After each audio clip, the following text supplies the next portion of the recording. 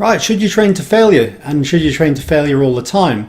Well, studies show that training to failure obviously does maximize the muscle protein synthetic response. However, there is obviously a fatigue element that comes into play. And a lot of the thinking at the moment is maybe training to failure, certainly quite a chunk of the time, is probably not necessary and probably maybe not advantageous, and you might actually risk overtraining quite quickly into your training phase and so on. I kind of agree, but the problem is that how many people really do train to failure, and certainly consistently. I mean, it's a hard place to go to, particularly if you're training in more high rep and moderate rep kind of zones. So do you actually go there, and how easy is it to go there? Well, I would say that most people probably don't go there and yet would say, oh yes, that was failure, I can't do any more. But if you put a gun to their head, oh, they'd be able to do several more reps, which straight away lends itself to the problem of using it as an excuse almost to not probably work hard enough, and then complaining that it's not working potentially. So I think actually, I'm not saying train to failure, but I'm saying train hard as you can, because the realities are you've got to be a real nutcase and a real stickler for it to be able to go to failure all the time. Naturally, psychologically, it's very difficult to do. And in fact, they did do research on this where they looked at people. They basically got, I think they were quite advanced trainers, and they basically asked them on a given weight how many repetitions they would be able to get to be at failure. And when they looked at the research, and when they actually did the research on this, they actually found that people were miles off base. Like, they literally were crazy. So in fact, I think it might have been the second biggest proportion of people were way off the number of reps that were actually at failure.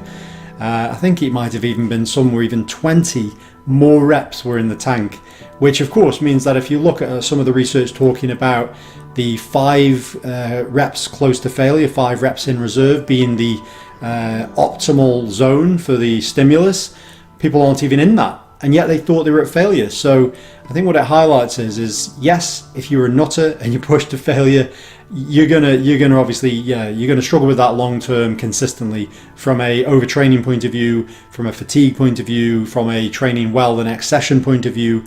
But I think that the people who can do that are few and far between. Most trainers, most people in the gym probably are already thinking they're at failure, but they've already got 2 left in the tank, 1 left in the tank, and that's perfectly fine. So I would say don't worry about the training to failure thing. Train as hard as you can. Now, if you really are crazy and you truly are at failure, like, so if you were, an example, not that I advise it, but say you were squatting, well, failure is you can't get back up, you have to drop it on the safeties. If you're doing that on every single set, on every single session, that's not very often. You don't see anyone in a gym ever doing that. I've done it like once in my entire training career, so it's pretty unlikely. Bench press would be, I can't get the weight back off my chest.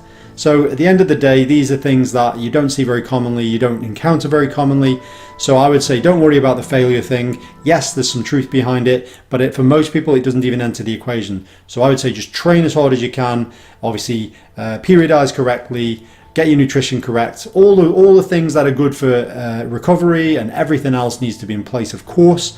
But I would say train harder, not train lighter because you think, you're not supposed to train to failure, because if you go by that mechanism, you'll probably be miles away from it, and you'll be in the ineffective repetitions to stimulate muscle growth. So anyway, that's my take on it. So comments are welcome as always, so I'll see you next time. We want to keep making great content for our subscribers, so if anyone would like to support the channel by making a pledge, then we would be extremely grateful, and you can do this on our Patreon page here.